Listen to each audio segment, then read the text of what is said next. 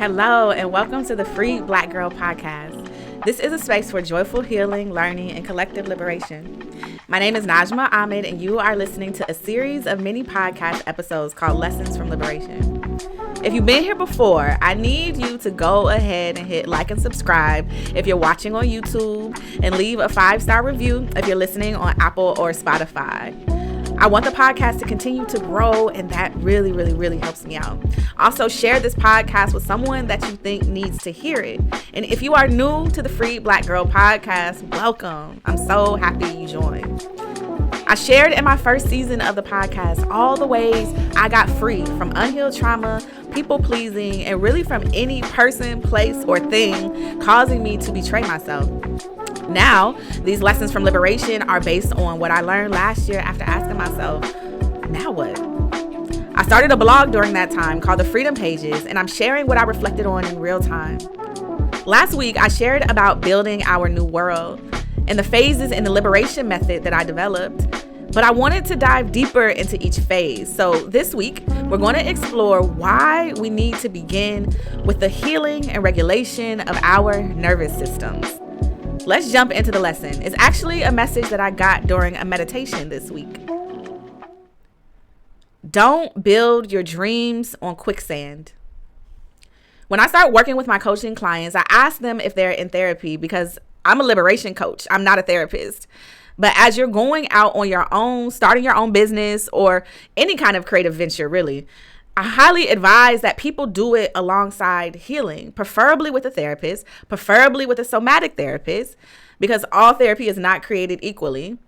And if you don't know what somatic therapy is, it's basically a practice that takes into account that the mind is part of the body, a novel idea, right?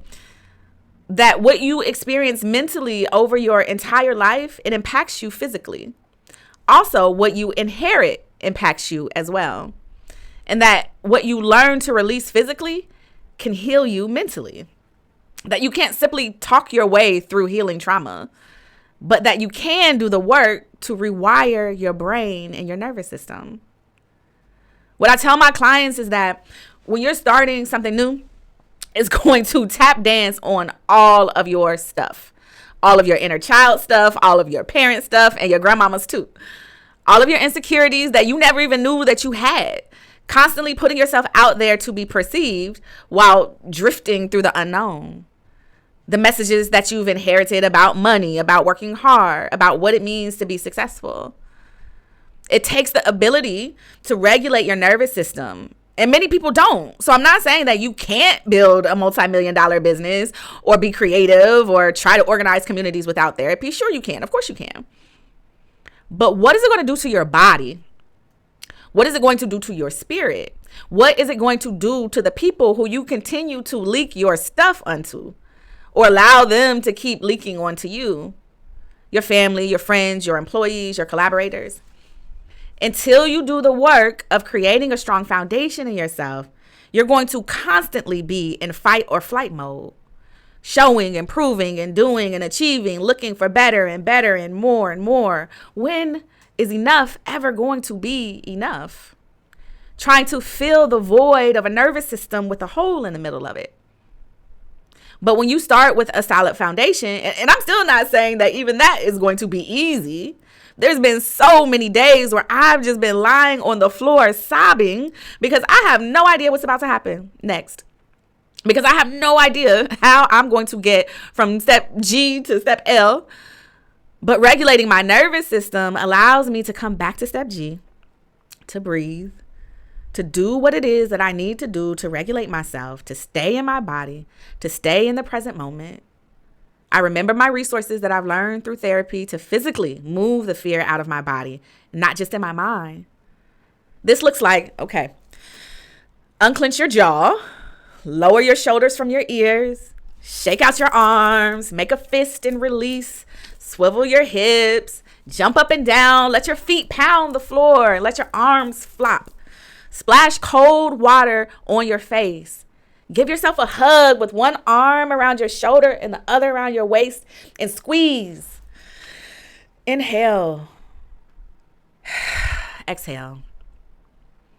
After I move this energy in the moments when I'm feeling dysregulated, then something beautiful happens. I'm able to be grateful for the tears because for decades, I cried silently. So I'm grateful to be able to sob now. And then I realized, wow, I can feel again. I was numb for so long that the only thing that got my attention was severe pain in my body. But now I can feel the sun on my face. I feel the wind in my hair. I feel the joy at the sparkles on the water as the light dances across it. I feel the full spectrum of my emotions, not just letting the good ones in and numbing the bad ones, because when you're numbing everything. Not too high, not too low, but not fully living. I would also suggest that you go back and watch my episode from last season called Freed Body. I go in depth with my chiropractor, who is also my Reiki practitioner. I talk about ways that I rewired my nervous system and maintain my nervous system and understand how energy courses through our bodies. We have electricity coursing through our bodies. And just like any circuit, they can be damaged at different points in our body, known as chakras, our energy centers. And so Reiki acts as an energetic massage and cleansing.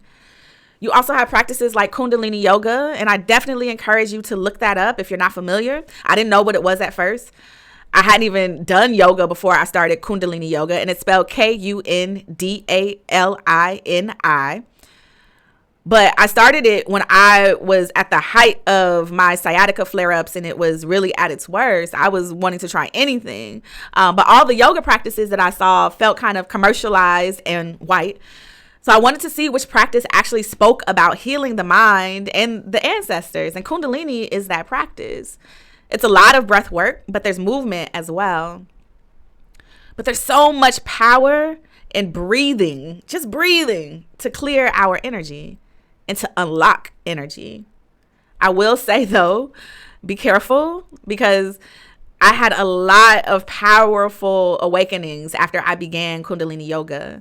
I was doing breath work one time, and it literally felt like energy shot up my spine through the top of my head. And let's just say nothing has been the same since then. But when my energy is clear, when I am in balance and not in fear usually over scarcity and lack, I can be present, and I can realize I already live the life of a very wealthy woman. I make my own schedule. I put energy into work that I love. I choose who I want to work with and how I want to work with them. But it's still terrifying. I don't know how things are going to work, but I know that they will. I know that they always do. But that took a whole lot of healing to be able to regulate myself through those moments to truly believe.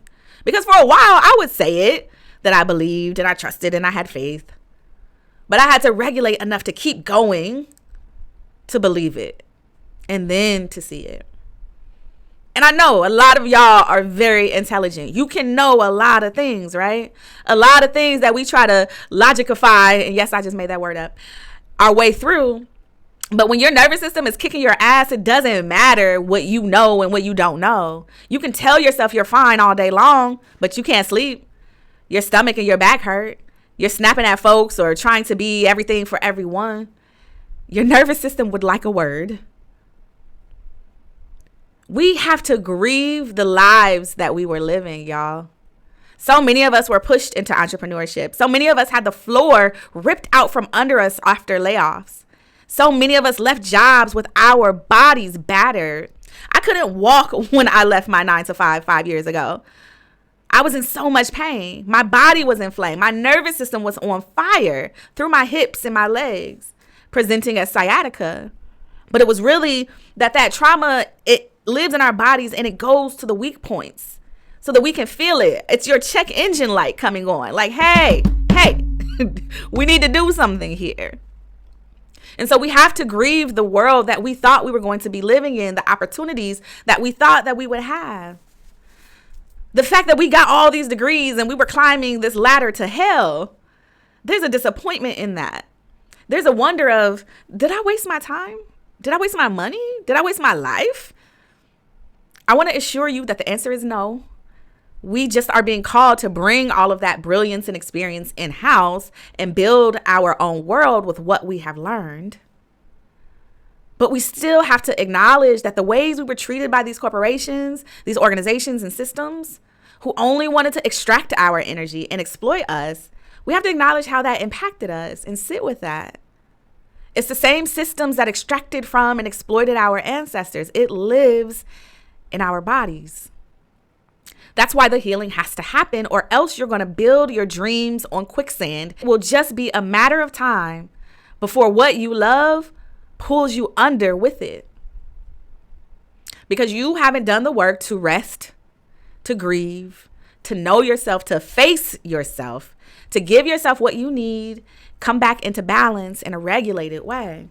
Before you start grasping for what the external world can give you through validation, through money, through the safety of staying comfortable, through anything that you're searching for to fill the gaping hole that trauma blew through your nervous system. That's why my work is rooted in healing. That's why I'm having this virtual event, Building Our New World with Love Over Fear, Tuesday, April 21st, 6 p.m. Eastern Time. Be sure to register for the event. We have over 40 amazing Black women registered already after just a few days of posting it. I'm so excited, y'all. I'm going to be joined by the prolific Ebony Janice, author of All the Black Girls Are Activists. Her work centers on a fourth wave of womanism, dreaming, the pursuit of softness, ancestral reverence, and radical wholeness as tools of liberation. She's also the founder of the Free People Project and Dreaming Ourselves Free. I also will have my very own therapist, Sonia Harrison, joining the conversation with me. She specializes in somatic healing for Black women. I've worked with Sonia for the past 7 years. This lady knows me. I am just so humble and eternally grateful that she wants to collaborate in this way. I've been saying for years that I wish she could be everybody's therapist. And now we have the opportunity for you to learn from the woman who taught me everything I know about healing. If you ever thought that I'm dropping some bars, it's likely evolved from something that Sonia planted over the years. She taught me how to come back into my body, helped me to unlock doors in my mind that I didn't even know existed. You're going to be able to learn from her about how fear lives in our bodies and how it is keeping us from accessing our highest and greatest frequency. And speaking of choosing our frequencies, I was laying in the bed the other night and I was thinking about how it was the anniversary of the day that I came out publicly around my sexuality on 4/4. I had been living my truth a couple of years prior to coming out publicly, but I wanted to do it publicly as well because, well, number one, I wanted all of the homophobic family and friends to go ahead and exit stage left from my life, and they did, thank God. But it also marked a point in my healing where I was choosing visibility, where I was choosing to be loud and proud about who I am, which can be terrifying to a dysregulated nervous system. But it was like, there's nothing in this world that anybody can tell me about me. I remember when I pressed send on that post when I first came out publicly, it felt like I had seltzer water moving through my body. But when I hit send, it just went still. There was a peace that flowed through me. I thought about the other night about how if I hadn't started my healing journey in 2019, I wouldn't have become an entrepreneur in 2021. I wouldn't have been able to move past the fear. I wouldn't have allowed myself to live in my truth of being a woman who loves other women. I wouldn't have had the audacity to start a podcast and tell my business on the internet. I wouldn't have been able to coach and advise over 50 Black women on their businesses and healing journey. I would be on a completely different timeline and frequency, living a completely different life. It all starts with healing.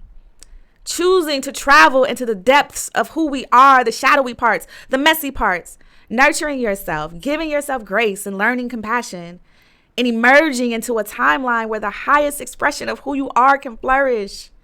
The fear is still going to be there, but it's not going to drive anymore. So before I wrap up, I want to share part of my liberation guide with you for those in the healing phase of this journey. Please journal what resonates and comes up for you.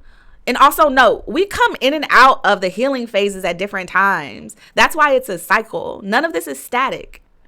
You may be in one phase in the morning, a different phase in the afternoon, and another phase at night. But the healer represents the beginning and the returning. This stage is the sacred pause that allows transformation to take root. This phase invites you to turn inward, identify, and tend to your wounds. You release the patterns of overachieving, self-doubt, lack, and survival that have been learned and or inherited and have now metastasized. Healing is not a detour from success. It is the soil that sustains it. In the healer season, you learn that rest is not laziness, self-compassion is not a weakness, and caring for your vulnerable little self is your divine birthright. The core practices in the healing phase are rest, emotional awareness, inner child work, somatic healing, ancestral connection, and generational healing. The healing mantra is, as I heal, the world heals. The lesson in this phase is that liberation begins within. We cannot achieve collective liberation if we as individuals are not free from the past conditioning keeping us sick and tired. So when emotions feel heavy or overwhelming and you find yourself in your season of pause or throughout your day, try the RAIN method. It's from Tara Brach. Like I said, I do this daily, sometimes many times a day. It's a mindfulness practice to help you process difficult feelings with compassion and awareness. And when I do it, I immediately feel my nervous system relax, and I can breathe, and I can look, and I can pause, and then answers start to flow. So the RAIN method, the R in the RAIN method, you may have heard me speak about this before, but the R in the RAIN method stands for recognize. So gently notice what you're feeling. Name the emotion or thought without judgment. This is sadness. This is fear. This is exhaustion. Really seeing yourself. The A in the RAIN method stands for allow. Let it be there. You don't have to fix it. You don't have to push it away. Just give it space. Tell yourself, I can make room for this. Sometimes we try to tell ourselves, no, you shouldn't feel like that. Why are you feeling like that? When you do that, I tell my clients, you're gaslighting your inner child who just wants to be seen, who wants to feel held. And so when you tell yourself you're wrong for feeling this way, now you're suppressing your emotions. You're suppressing your feelings. So just allow it. The I in the RAIN method stands for investigate. So bring curiosity, like I said, not criticism. Ask yourself, where do I feel this in my body? Oftentimes we may feel it in our stomach. And when you learn about the chakras, that's where your creativity, your willpower, right? Your belief in yourself, or you may feel it in your throat. Oftentimes that's where I will feel it. And that's when those words are trapped. There's something that you need to be saying, a truth that you need to be speaking that is blocked there. And so, like I said, investigate, where do you feel it in your body? What might this part of me be trying to say, or what do I need? Do I need to go yell, grab a pillow and scream if you need to, right? The N in the RAIN method is nurture. Offer yourself kindness.